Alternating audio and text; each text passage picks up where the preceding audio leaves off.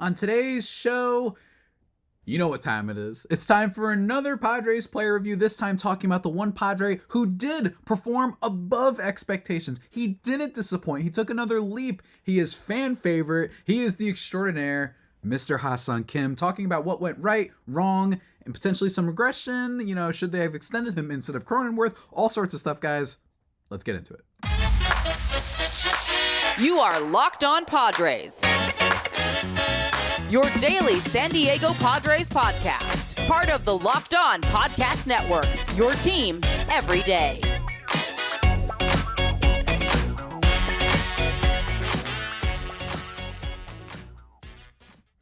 Greetings, ladies and gentlemen, and welcome to another edition of Locked On Padres podcast, which is part of the Locked On Podcast Network, your team every day for Wednesday, October 18th. As always, I'm your host with sometimes, occasionally, but certainly not always the most, Javier Reyes. You can follow me on Twitter at Javipeno, Javiipeno, or at LO_Padres.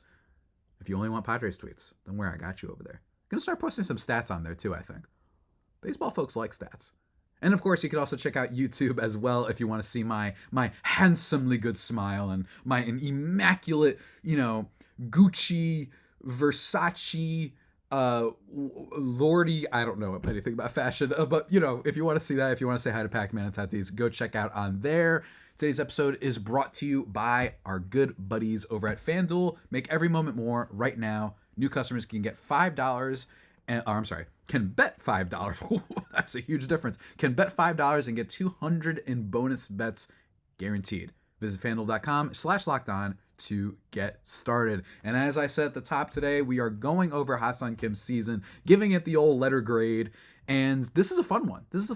It's actually funny how, individually each player, with the exception of Tatis and Bogaerts, and then, I'm sorry, not Tatis, Bogaerts and Machado and Darvish, are the recent ones we've did on Soto and Tatis have been really, really positive in a lot of ways. And that's not going to stop today. We're not getting into the full negative just yet, guys. Before we start talking about Ha-Seong Kim, though, I just want to remind everyone to go check out on the Twitter or just message me privately or message the Locked On Padres email account privately or quote tweet, whatever. I'm flashing it on the screen right now. The request for mailbag questions going out this Friday, whatever you want. Hopefully baseball, but even if you want to ask me what my favorite meal is at Taco Bell, you could throw that in there as a bonus. I don't care. Trying to, dare I say, ask you guys to help me out with the content because I'm a lazy bum. What can I say? You know what I mean? But no, in all seriousness, haven't done a fan mailbag in a while, so get your questions in. Get your questions in for sure. Whatever you got, I'll try and answer them to the best of my ability, even if they're not on the Padres baseball. Just want to talk about the general state. All for that too. Let's get into it, guys. Ha-Seong Kim. Where do we even begin? I like that rhyme there. Look, Ha-Seong Kim has been a fascinating player to follow in a lot of ways, to me. Not because he generates storylines, not just because he generates gossip, not because he has a flourish the likes of Tatis or a Ronald Acuna or in good or bad, but just because he's just so likable and he's so an affable personality. He's so endearing. In many ways, and he's been endearing in my opinion for a while now. And I always give him credit because my thing is this guy came from the KBO. You know what I mean? You're traveling to an entire new place, and for that alone is a huge change. Never mind the fact that he has to face major league pitchers, and never mind the fact that he has to face different competition at AAA level and major league level and all that stuff, right? It's a big jump, and his career has been a shining example of what happens when sometimes you give players time. There's some extreme examples that we could get into, right? I remember back in the day, JD Martinez didn't blow up for a while, right? I remember when, some other famous examples, Jose Bautista didn't break out for a while.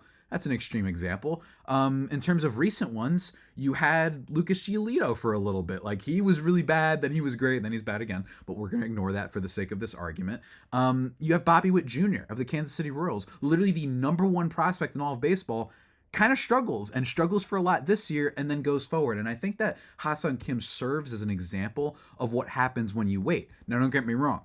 as I've said many times on this podcast, I am still in full support of paying and trading for superstar talent. That's what you need. You don't want to be the Brewers or the Rays, right? Like, you need that stuff to win. But when you've already got the superstars like the Padres do and all the other players we've done player reviews on so far, you should have some other guys that you're baking in and giving them time. You give Luis Campusano some time to get better. And then you give Ha-Seong Kim some time to get better. And I think what's so important about Ha-Seong Kim is that very notion of patience. And it's been like an arc. This guy has been like the monkey D. Luffy, you know what I mean? Starting off as a little scrawny kid, and now he's got the power of imagination. Sort of spoiler alert for anyone following that series. Or whatever, and vice versa, right? Like, you want to talk about whatever show that involves characters getting stronger and having more influence as time goes on, and it took a while, right?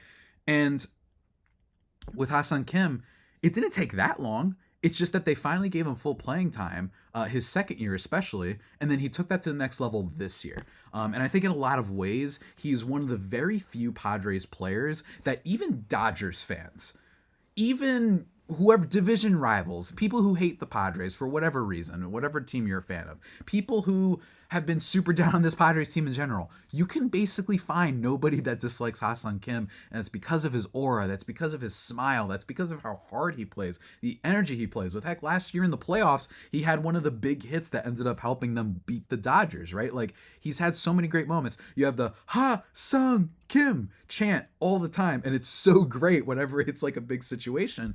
And the guy really performed this year, and he performed better than he had previously, and he did what I personally was hoping for, but I didn't predict it this season. I thought that what was going to happen, and this wasn't a bad thing, is that he was basically just going to repeat what he did in 2022. And in fact, he did repeat it, but with some extra flair and nice cherry on top. You know what I mean? That was Ha-Seong Kim's season. And I think in a year where there's been a lot of questions on Padres' depth, a question and a critique that I personally think is valid, although I don't think it explains why they were this bad this year. You know what I mean? Especially in one-run games, clutch stats with runners on base. That, to me, is not even a question of depth. You just have to not be awful in those situations, and you would have been okay, right? And Ha-Seong Kim kind of speaks to that, which is that he was the guy that stepped up this year. And you need players like that to step up and at least just be okay or decent 3-win players or whatever to help supplement your superstars. Unfortunately, Ha-Seong Kim seemingly was better than a lot of the players on the Padres this year, especially when it comes to expectations. Like I said, I was expecting him to repeat basically what he did last year. And he did do that, and like I said, he added more to his game, and it was really awesome to see, and I'm excited to talk about it. And I think that with Ha-Seong Kim, also what's so fascinating is he's like one of the only players that I feel like you can point to moments for him this year, where you like remember like an impactful moment. You remember the stories about how Tatis and Manny love each other, right? You remember the stories about how Ha-Seong Kim apparently, was it Grisham that said that? No, it was Nick Martinez who said that apparently he talks smack in Spanish. Did I know he spoke Spanish? No. As a Hispanic lad myself, did that make me smile that my guy said we're using that language to talk some smack according to Nick Martinez? Oh, yes, it did. See, he's so likable in so many ways. So likable, I need to consider getting a bobblehead of him to put alongside Tatis. He's just so great. And we're going to talk about what went right for him this year, especially compared to past years statistically. And in fairness, some things that went wrong. It wasn't a perfect season for Kim by any chance, especially towards the waning moments of the year. I think it's really important to get that out there. And it's important to talk about that. You know, is this truly like the next step? Can he get better? Is this just what he is? Is he due for regression? There's all sorts of questions, guys. But we're going to answer them in just a second, guys. Before we do that, let me take a second to talk to you about the folks that we talked about at the top of the show. It's the good folks over at FanDuel, ladies and gentlemen. Gotta love FanDuel. They're always there for us, let me tell you. And as you know, October baseball, it is in full-fledged overdrive kicking right now. The go-kart has been loaded up. You're going around the tracks, trying to get as many wins as you can as the playoff field shrinks and shrinks, but they got you covered, guys. And if you join FanDuel today, you can get started with $200. $200, not $2.002, $200 in bonus bets guaranteed when you place your first $5 bet. Just visit fanduel.com/lockedon to create your account. Then you can get in on the action from the first pitch until the final out. And what I love, everything from strikeouts to home runs to bases to walks to steals, regular hits. Maybe you want to put a double in there. Whatever, man. They got you covered on all sorts of stuff, guys. And if you don't want to wait the whole game to get a W, predict what will happen in the next at-bat with quick bets. That's right. They've got you covered in every other way. Whatever you want to do, they got you covered at FanDuel. So head on over to FanDuel.com/lockedon right now. Remember, you can get $200 in bonus bets guaranteed after you place that first $5 bet. Make every moment more with FanDuel, official sports betting partner of Major League Baseball.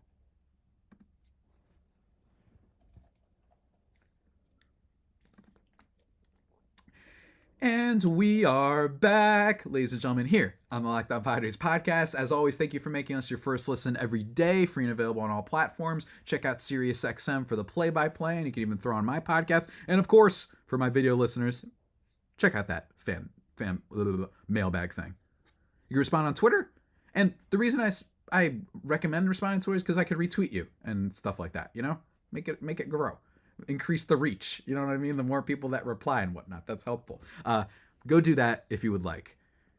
Now, ladies and gentlemen, let's get into the real nitty gritty of things. It's numbers time. And I hope you guys enjoy this part when I go over our numbers. Nothing too deep because frankly, I'm not that smart. So we can't go into the super deep stuff, but just from the obvious point, Ha-Seong Kim, his first year with the Padres, 0.5 F4 in 117 games. Guy wasn't good. He had a 71 WRC plus. He could not hit. He could not catch up to pitches. And I do remember actually someone, I believe it was Padres Obsessed West on Twitter when we had a fantasy league that we're in. He mentioned that like the quick bat to ball angle that Kim took to the route was something that people were talking about a lot, and that it reminded him of what people had said about our old buddy Francisco Mejia, and then that never materialized. And that first year, there was reason for concern. But that first year, he also didn't get a lot of playing time. Right? He was really inconsistent playing time all over the place, and it somewhat made sense. I mean, you still had Tatis over at shortstop, you had Cronenworth killing it at second base, and you still had Eric Hosmer, so it's not like it was an obvious spot for him. So I wasn't really mad at that. It was just really unfortunate. But I think that people might have overreacted a tad and said, oh my God, we missed on this guy, he stinks, when he just didn't get much of a chance, right? Struggled a lot, 7.4% walk rate, 23.8% strikeout rate. His BABIP was low, which might have been a sign that he was going to be at least a little bit better, but he wasn't hitting for a lot of power. It always looked like he was behind on pitches, but you have to remember, coming over for the KBO, a lot of people think that's like double A level. They think, at least that's what most experts believe. So jumping from there to Major League pitching, that takes some time, and it's hard, right? And the one redeeming thing about him that year was his defense, which is one of the reasons and you could go look it up, I called him the secret like Weapon X wild card for 2022. Because if you looked at Ha-Seong Kim in like a per 162 game sample size, like if you looked at it that way, his defensive runs saved were excellent. And that amounted to the belief that he could potentially like break Andrelton Simmons' record if he stays on that pace. Of course, those are pace stats. And I don't like pace stats because you always get those people that show someone hits 3 home runs in the first week and they're like, this guy's on pace for 83. I don't like on pace stuff because it's just, I don't know, it's like, it's kind of boring to me. I don't understand the point of it. But in the case of Ha-Seong Kim, it was useful to know the guy's a really good defender and he could play across the diamond.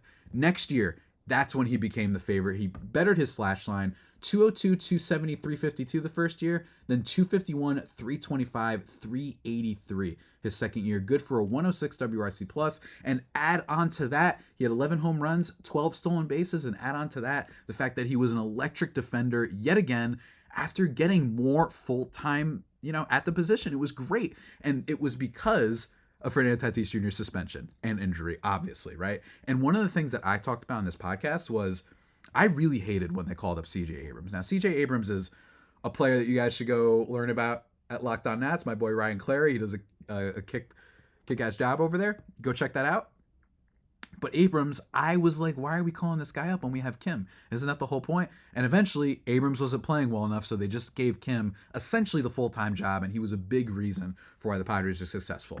And then this year, finally, I just think the background is important there. Finally this year, he upgrades even further. That slash line then goes to 260, 351 on-base percentage, 398 slugging percentage, good for a 112 WRC plus and a 4.4 F4. The guy's gotten better every year. And one of the big things that happened this year is pretty simple. The guy learned how to walk. Yes, his strikeout rate went up a tad from 2022 from 17.2% to 19.8, but it was completely offset by the walk rate. I mentioned the 350 on base. He went from an 8.8% walk rate to 12%. And a big reason that happened from what I had seen, especially at like in August of this season when the guy was like a top 20 F4 player, which was crazy. Ha-Seong Kim's first year, his first pitch swing percentage was 31.6%. His chase rate, 24.2, and walk rate only 7.4. Next year, first pitch swing percentage, 24.9%. So he did ease up a little bit on the aggression, and his chase rate basically stayed the same. It went to 24.9%. And then this year, that's the key, 18.9% first pitch swing percentage. Actually, let me check that again to be sure. First pitch swing percentage. It still went down, but it was at 20.3% to end the season. And it went down from the 24.9 from the year before, right? So he really improved in that regard. And first pitch strike percentage also went down from 62% to 57.8%. And what can I say, guys? That was a really, really big thing about him. He stopped swinging at the first pitch and he stopped chasing so much. And as a result, that gave us a better walk rate and had him on the base paths wrecking havoc. He also stole 38 bases this year. 38! Isn't that crazy? Like, he went from 12 to 38. Shouts to all my fantasy baseball, especially rotisserie people. I know, and I remember talking to the Locked On Fantasy baseball people, all my fantasy homies were like, this guy's a sleeper this year. And he absolutely played off. Like, the guy was a categorical guy. And he also hit 17 home runs. He didn't quite hit that 20 mark, but it was still really impressive nonetheless. And I think one of the things that happened this year, on top of being more patient, he turned more of his fly balls, or his pulled balls, into fly balls. It's no secret that, especially at Petco, Ha-Seong Kim loves pulling the ball. We've seen this plenty of times. And this year, almost all of his home runs, except for 2 that went to right center field, were to left field. At Petco, right? Like, that was a big thing for him, and he tinkered his swing that way. That's not always a bad thing. In fact, I think that it's only a bad thing when all of your hits go to one side. But when it comes to just power, it's okay if you tap into the pull of your swing as a position player and then just turn those into fly balls. Make sure they're not grounders. Make sure they're not, frankly, even line drives. It's just that you're pulling them into the air, because that will result in more home runs. And that's what happened this year, and that's why it resulted in so much. Now, some of the stuff, not great. Hard hit percentage, he was in the 3rd percentile this year. Barrel percentage, 11th percentile this year. His average exit velocity, 7th percentile this year. But, as I've always said on this podcast, the StatCast profile don't tell you everything, man. Not just those little blues and, reds tell you everything. That's not the type of player that Ha-Seong Kim is. Instead, he's a guy that picks his spots really well, because the other stats, his chase percentage, 90th percentile. Whiff percentage, 91st percentile. Strikeout rate was in 63rd percentile, so pretty solid. And then his walk percentage, 86th percentile. So while it is true that he's not hitting the ball super hard, and that's probably why it's like only 17 home runs,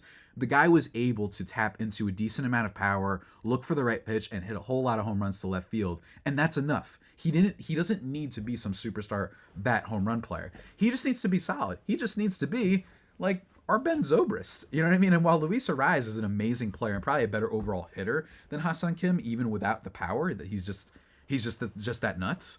Ha-Seong Kim was much better defensively than Luis Arraez. That's one thing. I want Luis Arraez to be so good at defense so bad. Like, come on, man. It's not like you're draining yourself with the power. Like, just be a better hitter, a better defender. That'd be great. And in terms of defense, that, of course, was a great thing for Ha-Seong Kim as well. But just to say, this year, Ha-Seong Kim, the 4.4 F4 mark, which I bet there's some people listening to this podcast that will be a little bit surprised that he had the same F4 mark, more or less, as Xander Bogaerts. Kind of crazy, right? But some of the things that he was good at, like I said, the 4.4 F4, he was, let me make sure I get this right, that was the 31st best mark, tied with Brandon Nimmo among all major league players, right? Or I'm sorry, it was actually like a 20-way tie. My God, it was tied with Xander Bogaerts, TJ Friedl, I didn't know about that, Will Smith, James Outman, Fernando Tatis Jr., and finally, like I said, Brandon Nimmo. So those are the guys he tied with. A lot of people he tied with. And there was a point in the year when he was actually leading in F4, or at least he was like a top 15 player, and he almost had a shot at being an all-star. I'm a little bit sad that he didn't, but nonetheless, he was excellent this year for all those reasons I outlined, and I love that he got better. So there's no reason to say he might not get even more better next year. And I think it's mostly legit, especially the walk rate. I think that part is totally legit. You could argue the home runs, not as much, especially because when you look at things like expected home runs by ballpark, a lot of places not so great, right? Places like Camden Yards are a little bit of an extreme because that's not a place where batters try to hit it to left field. They usually go to right field. But even still, almost every ballpark, with the exception of, let's see here, the Phillies, the Reds, obviously Great American Ballpark, probably the biggest hitter-friendly ballpark. The Rockies a little bit. What else we got here?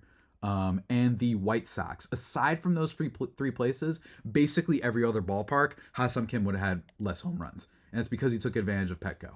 And that's not necessarily a bad thing. Remember that, like, it's not a batter's fault that they take advantage of the parameters of the ballpark that they play half their games in. You know what I mean? So I don't think that's always something to hold against the player. And he did. He tinkered his swing that way. They're smart. They got data. They know these things. They said, hey, you're a pull hitter already, so turn those into fly balls and you might get some home runs this year. So while I do think that he might have gotten a little bit fortunate on the home run department, it would not surprise me if he only hits like 10 next year. The fact that he can steal bases, he's a great base runner, he can take a lot of pitches, that vaulted him into being one of the best leadoff hitters in the National League, and that's impressive. And another thing that he did very well, that basically every other Padre was pretty bad at, we're going to talk about in just a second, guys. How do you like that for a tease? But before we get into it, guys, let me just tell you about something lovely.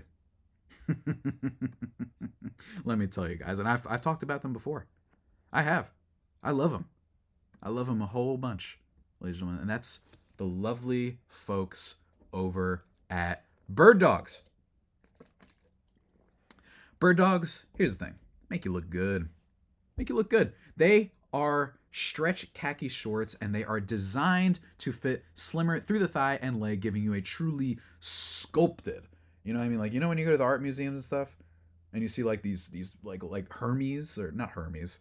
Hermes is the runner, right? Heck, Hermes too. Shouts to Hermes. Good guy. And then Hercules, you know, those guys. That's what it'll make you feel like. You'll be walking through the land.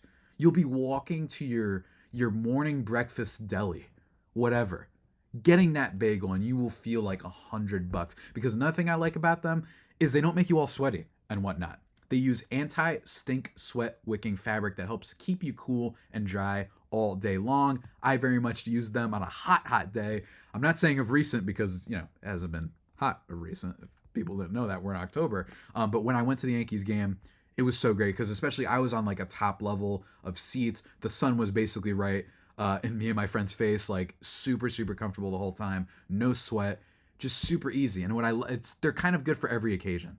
You know what I mean? Like if it's a baseball game, if you're going to a party, if you're going outside, if you're going walking, if you're working out, whatever it is, they kind of help you no matter what. And that's what I love about them so much, guys. They fit way better than regular shorts that are made of a stiff, restricting cotton. They do the exact same thing as Lululemon, but fit way better, folks. And let me tell you, you might be wondering, well, Javi,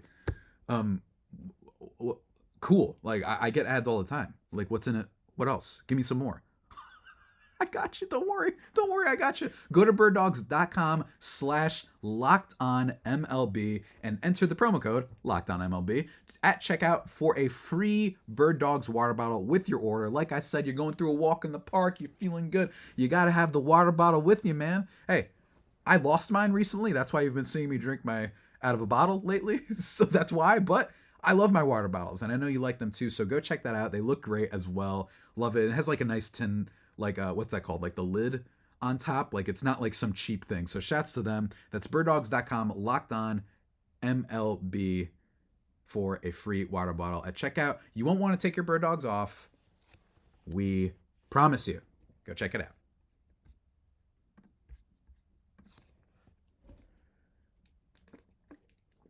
And we are back, ladies and gentlemen, here on the Locked On Padres podcast. Remember, as always, first listen every day, SiriusXM, and of course, one more time for the YouTube folk, go check out the mailbag prompt or message me. Leave stuff in the comments. Again, it can be about anything, particularly baseball, but it can be about anything, about any team or whatever, and I will happily answer it because it's been an eternity since the last time I did a mailbag, believe me. And this is a special Friday because Spider-Man 2 comes out, so I kind of want to celebrate. Guys, let's now talk about one other thing that Ha-Seong Kim did very well before we talk a little bit about how you could potentially be a little bit worried about his season next year. A little bit. I already talked about the expected home runs, but we're going to get back into it. Lastly, Ha-Seong Kim was really clutch this year. Like he was. But it was a little bit more different than you might expect. And I think that one of the difficulties sometimes with judging players is that how do I put this? It's such a long season that you will forget the bad sometimes, and there was bad, and we're going to get to that in a little bit, that you only remember the good. And while Ha-Seong Kim did have like more moments than others that I think a lot of people will forget, that doesn't take away from the fact that in high leverage situations this year, Ha-Seong Kim was among the best players on the Padres. The best one, of course, was Juan Soto. As I've talked about before, 275 average with in high leverage situations this year. And in terms of WRC plus, he had a 125 WRC plus in high leverage situations. But you know who had a better WRC plus in high leverage situations? Ha-Seong Kim, 129 this year. Every time the crowd was cheering for him, he'd get that walk, he'd put a ball in play, he'd get a sacrifice fly, or he'd just straight rip a home run. He was one of the few players that actually hit the walk-off for the Padres this year, and that was amazing. He hit a walk-off, and it was so early on in the season that we all thought, we all were tempted, like, oh my God, there's more to come, don't worry, this is going to be great. And of course it didn't, but still, Ha-Seong Kim was very good in that regard this season.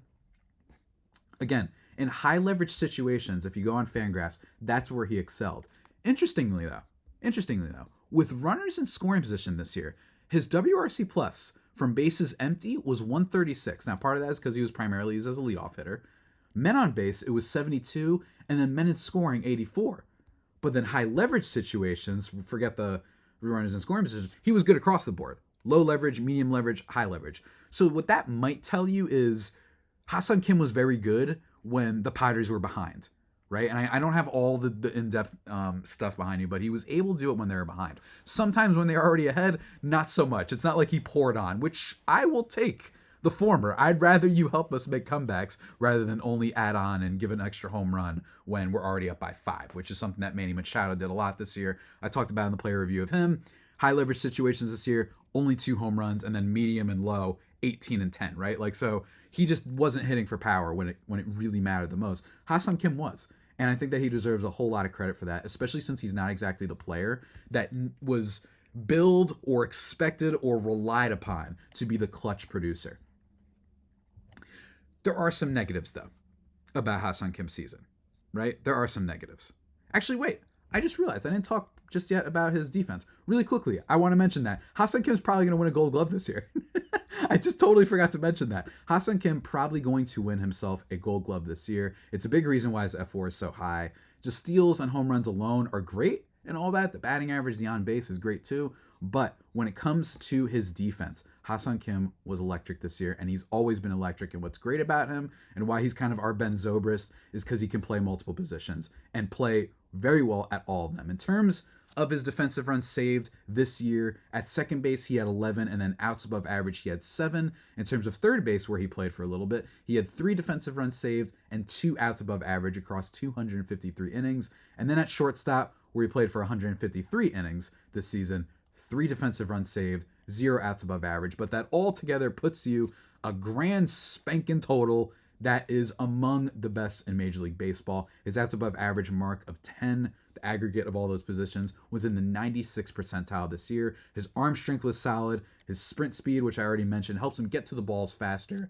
It's great. He was an electric defender. And because of the versatility, I bet you when the season ends and is announced and whatnot, I bet you he's going to be a finalist for the Gold Glove. So love him there. Now on to the negative. The negative is like what I mentioned earlier. I kind of, what's the word when you get to something too quickly? I kind of jumped the something. What's the word? Stole the thunder? I don't know. Leave a comment. Maybe I'll remember it over the course of this monologue, but I already mentioned the expected home runs. With the exception of just like 3 or 4 ballparks, every ballpark expected, and if you look this up on Savant, basically had him hitting much less in terms of home runs. Basically, like if it was the Kansas City, it was 9. Detroit Tigers only 13. For most other places, right? Camden Yards, he was only going to have 5. Like he didn't have. A lot of his home run power came off of doing really good at Petco and tinkering his swing that way, which I don't fault him for. That's fine. That's where he's playing. But the other negative for Ha-Seong Kim this year that I think should be mentioned is we kind of forgot because he had such an incredible stretch, especially when nobody else was producing. And I think that's what happened.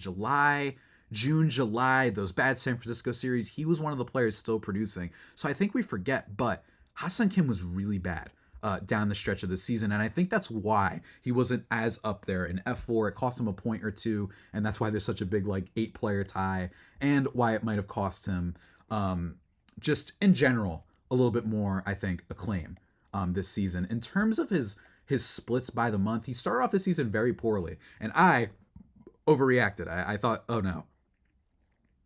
I was hoping to see him improve this year, but I'm not seeing it. That first month, he had a 79 WRC plus at the plate. In March, I shouldn't say first month, in March and April. Then in May, he was on fire for basically up until August. 126 WRC plus in May, June 134, July 178, and I think this is why people forgot. I think because of that immaculate July and June stretch that people forgot, he did go down a little bit. 112 WRC plus in August, and here's the big thing. In September, October, he was atrocious, hitting for a slash line of 176, 262, and only slugged 209. That's good for a 471 OPS and a 36 WRC plus. That's what cost Kim here. There was a point when his slugging percentage was above 400, and it dipped, if you guys remember when I was bringing up the slash lines, and that's because he had a really bad September. Now, part of me is almost like, I'll let it slide, because it felt like the Padres had given up by then anyway. Even after the deadline, a lot of players, remember they sweep the Rangers, they had the good series against the Rays, they make all the trades. He was still good then, right? Everybody else stunk. Ha-Seong Kim stunk the month that it seemed like it mattered the least, which I will give him a little bit, right? September, October. But it even still is worth bringing up, and it is worth bringing up whether or not Ha-Seong Kim got, we shouldn't expect this to happen again.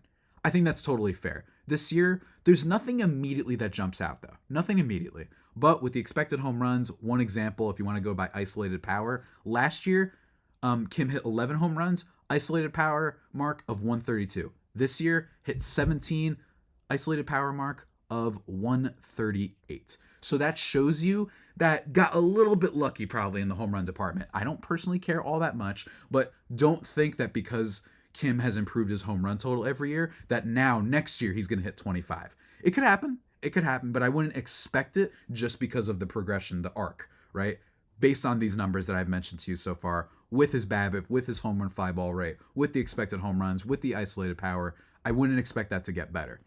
Could he? Sure. But I need more of a sign, more evidence that he's going to do that. Maybe if a spike in hard hit rate starts happening, first month of next year, then we can start talking about, oh my God, is this guy getting better again?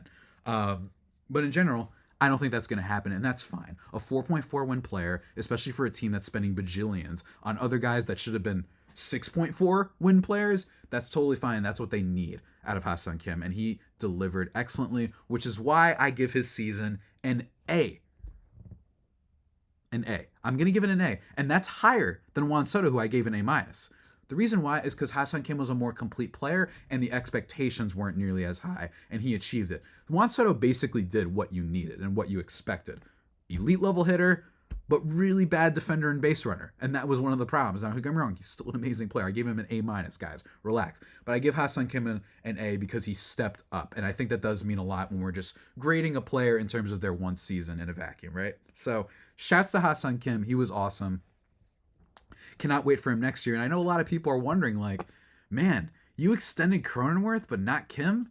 For the record, before last season started, I would have rather extended neither of them. And because my thing is just, I don't like extending utility type of players like Kim, like Ben Zobrist, who I've mentioned a lot, because they just tend to be players that you can find that production. It's a little bit easier to find that production.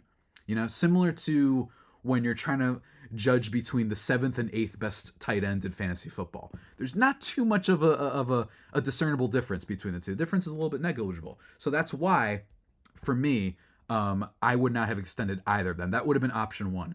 But it is true that for option 2, I would have rather, if we had to extend one of them, I would have rather Kim, because he's been showing that he'd been getting better each year. I don't think that this is going to happen with the Padres now. I think with the amount of money they have already given out to other players, I don't think they can. I think that Kim will be a really fascinating player, though, that if the Padres are really bad next year at the deadline, yeah, I could see potentially, or even before that, but probably at the deadline. If he's really bad, I'd be curious to see if you can get something from him. It won't be nearly as much as Soto, especially because both of them will now be just rentals for the rest of the season. But that is a storyline to look at, because I just don't see an extension coming our way for Ha-Seong Kim. And frankly, because of all the amount that's already been given out, because Soto is a little bit more of a priority, a lot more of a priority, I just don't see it. So be prepared for this to potentially be upcoming in 2024, Ha-Seong Kim's last season with the Padres. And yes, it makes me just as sad to say that as I imagine you listeners and viewers it is to hear and listen to it. So, what can I say? That is just the reality of the situation, folks. But with that all being said, that about does it for today's edition of the Locked On Padres podcast. The only pod that may be better than the Padres themselves. Remember to subscribe to the podcast wherever you get your podcasts from. Follow me on at Javipeno, Javiipeno. Go answer the question, mailbag request on Twitter. You got a day or two, so don't worry. There's no rush, but still, get those questions in, man. YouTube comments, replies, DMs, whatever. I'm there. The DMs are open. I think on both of my accounts. If they're not, just tweet at me. I promise I'll answer it. It's not like I'm getting tweeted at by hundreds of thousands of people. We're good. I'll figure it out. In terms of tomorrow's episode, today was supposed to be the Padres Outlook. I'm saving the 5 biggest questions for the Padres offseason, probably on Monday. I've got an article going up for Just Baseball where I'm just going to write it in more finer detail, so that'll be coming out. Tomorrow, I'm talking with Paul Holden of Locked On Rockies to talk about if the Dodgers could be dethroned. It's been a while since I've done a crossover, so honestly looking forward to that. And then Friday's episode, of course, will be the mailbag. Good times ahead indeed. But of course, until next time, stay safe, and of course, stay faithful. My Friar Faithful homies, take care.